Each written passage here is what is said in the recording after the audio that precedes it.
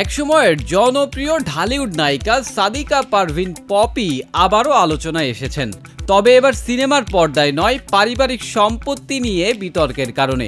বাংলাদেশের এক সময় জনপ্রিয় অভিনেত্রী পপি দীর্ঘদিন ধরেই রয়েছেন পর্দার আড়ালে। এর মাঝে অনেকদিন ধরেই তাকে কোনো আলোচনায় থাকতে দেখা যায়নি। এবার নীরবতা ভেঙে আলোচনায় আসলেন অভিনেত্রী পপি, তবে কোনো সুখকর বিষয় নিয়ে নয়। চলুন জেনে আসি বিস্তারিত। একসময়ের জনপ্রিয় ঢালিউড নায়িকা সাদিকা পারভিন পপি আবারও আলোচনায় এসেছেন, তবে এবার সিনেমার পর্দায় নয়, পারিবারিক সম্পত্তি নিয়ে বিতর্কের কারণে। বহুদিন ধরে নিজেকে অন্তরালে রাখায় নায়িকার বিরুদ্ধে তারই বোন ফিরোজা পারভিন অভিযোগ তুলেছেন। পপি তার পৈতৃক জমি দখলের চেষ্টা করেছেন এবং পরিবারের সদস্যদের হুমকি দিচ্ছেন। বিষয়টি নিয়ে খুলনার সোনাডাঙ্গা মডেল থানায় একটি সাধারণ ডায়েরি করা হয়েছে। জিডি সূত্রে জানা যায়, পপি ও তার স্বামী আদনান উদ্দিন কামাল, কল্লোল মজুমদার ও শিপন সহ কয়েকজন মিলে পৈতৃক জমি দখলের উদ্দেশ্যে পরিবারের সদস্যদের ভয়ভীতি দেখিয়েছেন। ঘটনার সময় বাধা দিতে গেলে পপির মা মরিয়ম বেগম ও বোন ফিরোজা পারভিনকেও হুমকি দেওয়া হয়। ফিরোজা পারভিন গণমাধ্যমকে বলেন, আমরা 4 বোন ও 2 ভাই। পপি সবার বড়। বাবার মৃত্যুর পর থেকে সে একাই সব জমি নিজের করে নিতে চাইছে। সে আমাদের ভয় দেখাচ্ছে, বিভিন্নভাবে হয়রানি করছে, এমনকি হত্যার হুমকিও দিয়েছে।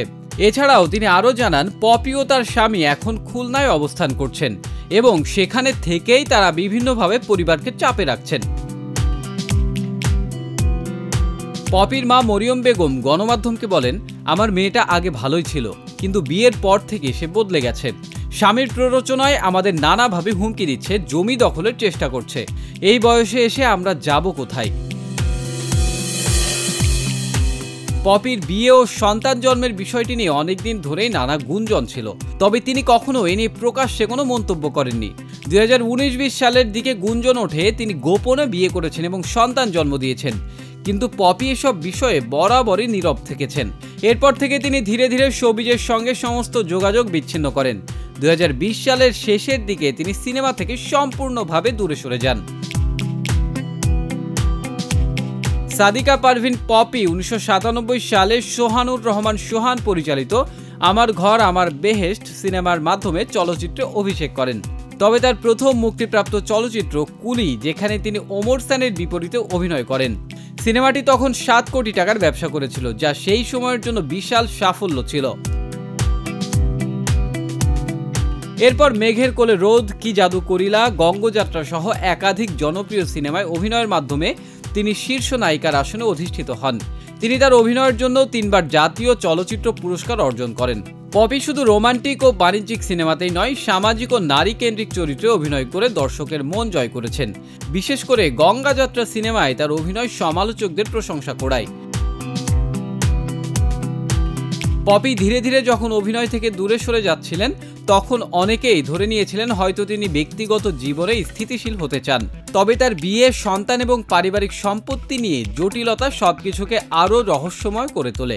একসময়কার সুপারস্টার নায়িকা এভাবে হঠাৎ অন্তরালে চলে যাওয়া এবং তারপর পারিবারিক দ্বন্দ্বে জড়িয়ে পড়া ভক্তদের জন্য হতাশাজনক। তার সহকর্মীরা বেশ কয়েকবার তার সঙ্গে যোগাযোগের চেষ্টা করলেও তিনি কারোর সঙ্গে কোনো যোগাযোগ রাখেননি বলে জানা যায়। পারিবারিক এই বিরোধের সমাধান কিভাবে হবে তা সময়ই বলে দেবে।